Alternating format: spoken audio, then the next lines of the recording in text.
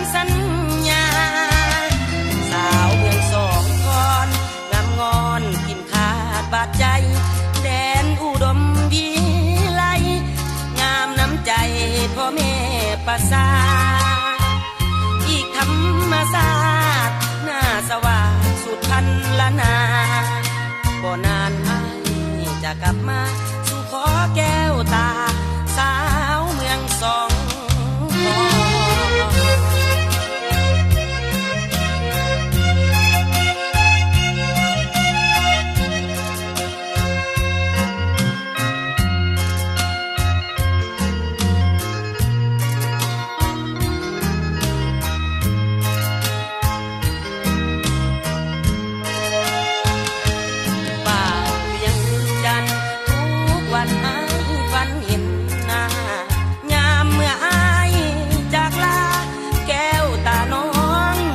อนใจ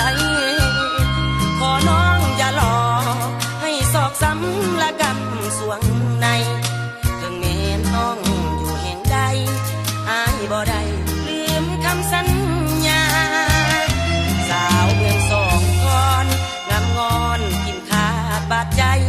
แดนอุดมวิไลงามน้ำใจพ่อแม่ประสาอีกธรรมศาสตร์หน้าสว่างสุดพันละนาบ่นานอ้ายจะกลับมา